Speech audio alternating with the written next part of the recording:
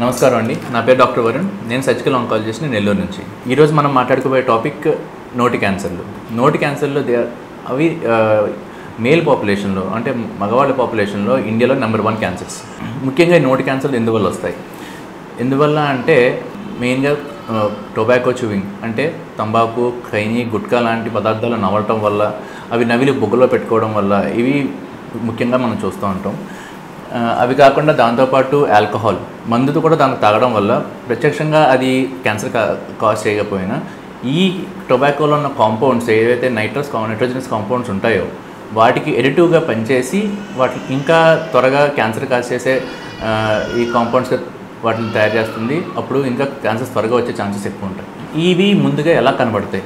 నోటి క్యాన్సర్ వల్ల లక్షణాలు ఎలా ఉంటాయి? తెల్ల ప్యాచ్లు కానీ, లేదంటే ఎరుపు రంగులో ప్యాచెస్ కానీ, లేదంటే దీర్ఘకాలికంగా ఉండే పుండ్లు కానీ, మానకుండా ఉన్న పుండ్లు కానీ. ముఖ్యంగా దీర్ఘకాలికంగా పుండ్లు అని అన్నప్పుడు ఎంతకాలం పుండు మానకుండా ఉండడం అంటే అట్లీస్ట్ 3 వీక్స్, కనీసం 3 వారాలు. కనీసం 3 వారాల పుండ్లు మానకుండా ఉన్నట్లయితే అది మనం ఒకసారి దాన్ని బయాప్సీ చేసి చూసుకుని అది క్యాన్సరా కాదా అని చెప్పేసి మనం నిర్ధారణ చేసుకోవడం ఎంతో ముఖ్యమైన విషయం. దాని తర్వాత ఇంకా పళ్ళు లూజ్ అవ్వటం, ఈ టొబాకో చూవింగ్ అలవాటు ఉన్నవాళ్ళు అంటే ఈ ఖైనీ, గుట్కా వేసుకునే వాళ్ళకి నోట్లో చిన్న చిన్న పుండ్లు పడడం సహజంగా కనబడుతూ ఉంటుంది. ఆ పుండ్లు ఆనుకుని ఉన్న పళ్ళు త్వరగా లూజ్ అయిపోవడం, అలాంటివన్నీ ఈ సిమ్టమ్స్ ఉంటాయి. అది కాకుండా చెవి నొప్పి రావటం. చెవి నొప్పి ఎందుకు వస్తుంది అంటే మామూలుగా నోటుకున్న నరం అది ఒకటి చెవికి కనెక్ట్ అయి ఉంటుంది కాబట్టి ఏదైనా పుండ్లు లేదంటే క్యాన్సర్ అవి ఇరిటేట్ చేయడం వల్ల మనకి చెవి నొప్పి కూడా వస్తుంది. అలా కొంతమంది చెవి నొప్పితో వస్తూ ఉంటారు. ఇంకొంచెం కొంతమంది తినడానికి, నవ్వడానికి, మింగడానికి ఇబ్బంది పడుతూ ఉంటారు.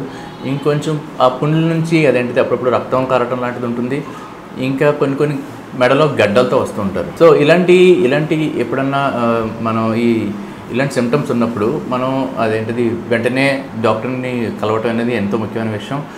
ఎందుకంటే ఇవి క్యాన్సర్కి ముఖ్యంగా సూచించే సిమ్టమ్స్.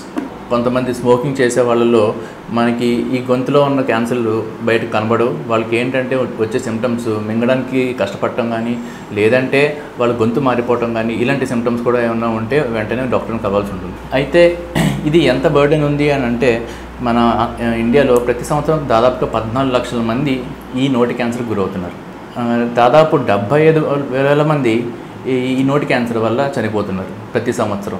ఇది మన ఇండియా స్టాటిస్టిక్స్ గ్లోబకాన్ డేటా. అయితే దీనికి ట్రీట్మెంట్ ఏముంటుంది? దీన్ని ఐడెంటిఫై చేశారు, అప్పుడు డాక్టర్ దగ్గరికి వచ్చారు, చేస్తే దీన్ని ఎలా ట్రీట్ చేస్తారు? ఫస్ట్ మనం చేయాల్సింది ఏంటంటే ఇలాగ డౌట్ఫుల్గా ఉన్న ఏదన్నా అదంటే పుండ్లు కానీ, లేదంటే గడ్డలు కానీ, మెడలో గడ్డలు కానీ ఉంటే ముందు బయాప్సీ తీసి మనం చూసుకోవాలి. బయాప్సీ తీసుకున్న తర్వాత దానిలో మనకి ఏమైనా క్యాన్సర్ కణాలు ఉన్నాయా లేదని చూస్తారు. చూసిన తర్వాత క్యాన్సర్ నిర్ధారణ అయిన తర్వాత దాని ప్రకారంగా మనం ట్రీట్మెంట్ ప్లాన్ చేస్తాం. స్టేజ్ 1, 2, 3 దాకా మనం సర్జరీ చేయొచ్చండి. స్టేజ్ 1 సర్జరీ ఒకటి సరిపోతుంది అండ్ ఫాలోఅప్ చేస్తే సరిపోతుంది. స్టేజ్ 2, 3 అండ్ 4 వరకు కూడా మనం సర్జరీ చేసుకోవచ్చు. సర్జరీ చేసిన తర్వాత పేషెంట్కి ఆ సర్జరీ చేసిన తర్వాత రేడియేషన్ థెరపీ ఇవ్వాల్సి ఉంటుంది పేషెంట్కి. లేదంటే కొన్ని పరిస్థితుల్లో కీమోథెరపీతో కలిపి రేడియేషన్ ఇవ్వాల్సి ఉంటుంది. అది మెయిన్గా ట్రీట్మెంట్. ఇది పేషెంట్కి స్టేజ్ బట్టి వేరీ అవుతూ ఉంటుంది ట్రీట్మెంట్. దీన్ని మల్టీ మొడాలిటీ ట్రీట్మెంట్ అంటాం మనం. సో ఈ నోటి క్యాన్సర్లు ట్రీట్మెంట్ ఇచ్చిన తర్వాత కూడా మళ్ళీ అదే చోట కాకపోయినా అదేంటిది కొంతమందికి కుడి బొగ్గు మీద వస్తే ఎడం బొగ్గు మీద కూడా వచ్చే అవకాశాలు ఉంటాయి.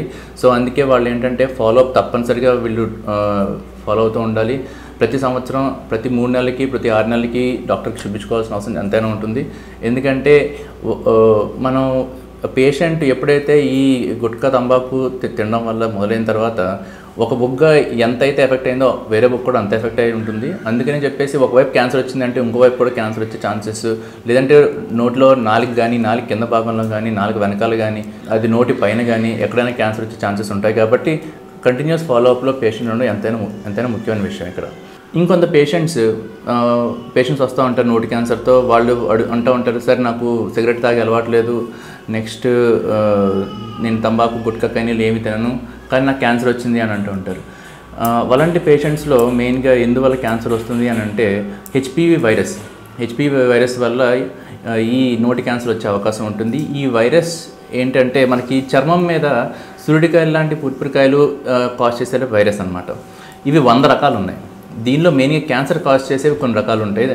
లైక్ 6, 11, 16, 18 స్ట్రెయిన్స్ ఉంటాయి హెచ్పివిలో. అలా వేరే వేరే స్ట్రెయిన్స్ ఉంటాయి. ఆ స్ట్రెయిన్స్ ఏవైతే ఉన్నాయో అవి క్యాన్సర్ కాజ్ చేస్తాయి.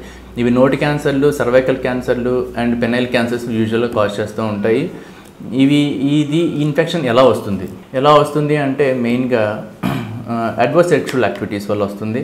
ఓరల్ సెక్స్లో మోర్ కామన్గా ఇలాంటి ఇన్ఫెక్షన్స్ మోర్ కామన్గా ఉంటాయి. అండ్ మల్టిపుల్ సెక్షువల్ పార్ట్నర్స్, ఎక్కువ మంది సెక్స్ పార్ట్నర్స్ ఉండడం వల్ల కూడా ఈ క్యాన్సర్ హెచ్పి ఇన్ఫెక్షన్ గురవుతారు. హెచ్పి ఇన్ఫెక్షన్ గురై దాని ద్వారా నోటి క్యాన్సర్ వచ్చే ఛాన్స్ ఉంటుంది.